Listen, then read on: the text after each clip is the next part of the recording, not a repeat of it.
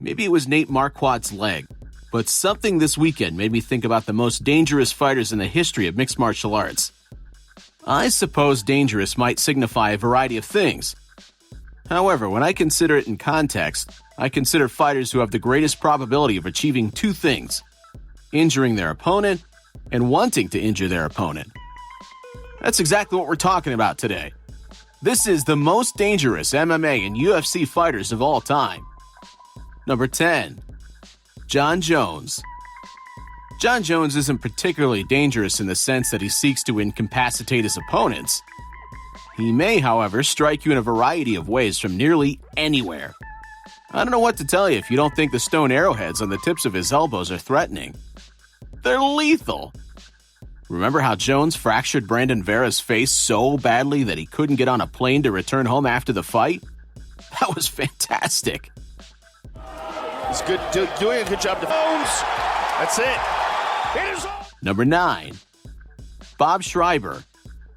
A journeyman who most likely only became a journeyman because of his talent for inflicting pain on others. Sometimes having that talent entails acting as if there aren't any rules. For example, in his bout with Daijiro Matsui, he used the sweet science of the back of the head stomping.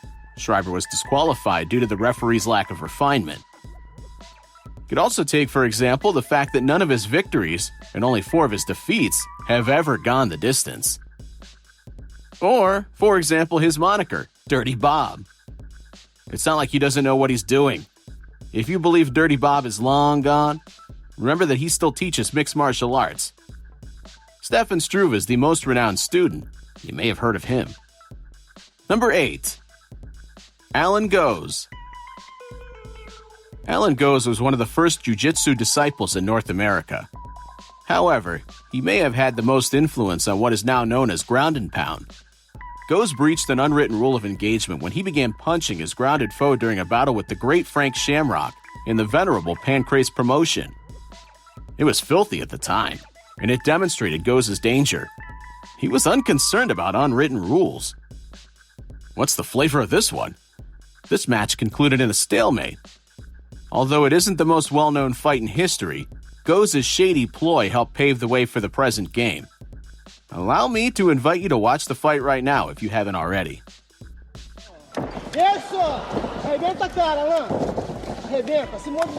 Number 7. Christiane Cyborg Santos. 8 of Wanderlei Silva's 10 wins in the women's competition have come via TKO. Don't think she won't trample on a bitch either, because she'll do it. Look at the video. I understand she has her problems, but when it comes to fighting, no other woman, none, can match Christiane Cyborg Santos' physical charisma and sheer fear when she's pursuing her victim.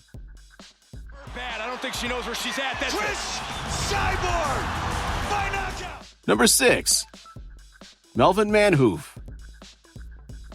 Melvin Manhoef may be the sickest knockout artist in history.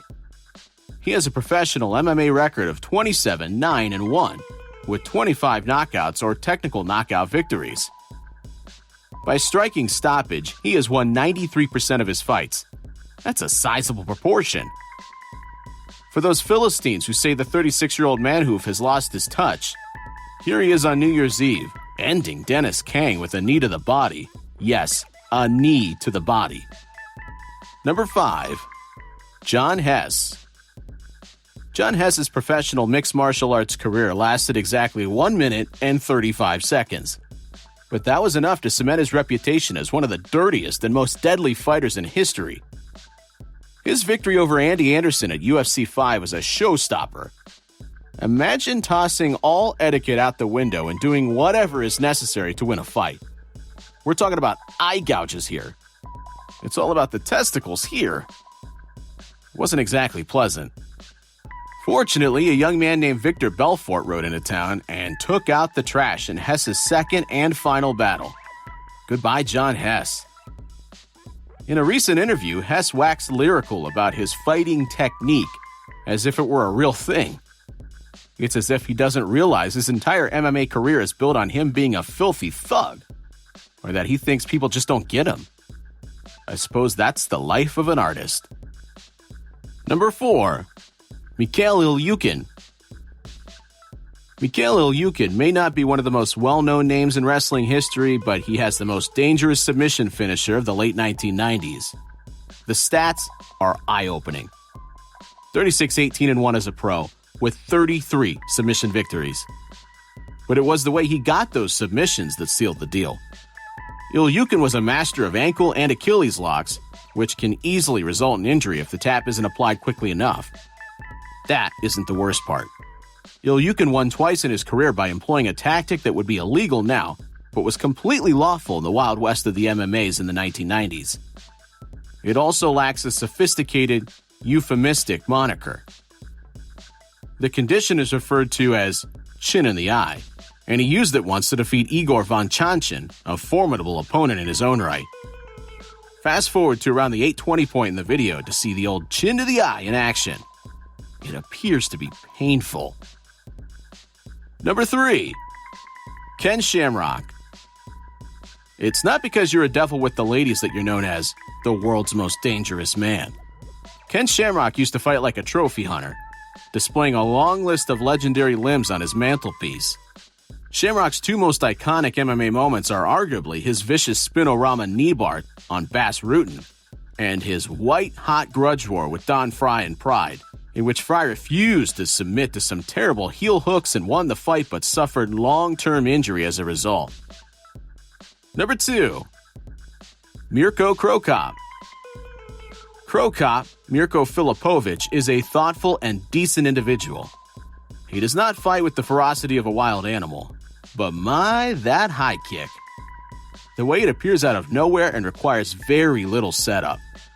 Even when the other guy knew it was coming, it built human rubble heaps.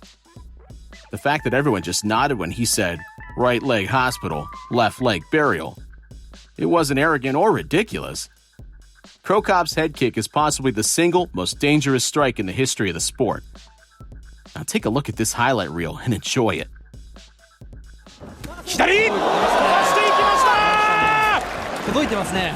Number 1. Gilbert Evil.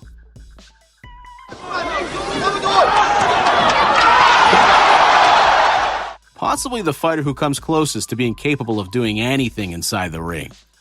There were 32 TKO victories out of a total of 38 victories in 56 total fights. The DQs, on the other hand, are the most important statistic. Gilbert Evil has one for biting, one for piercing the eyes, and one for the holy grail of craziness, knocking out the referee.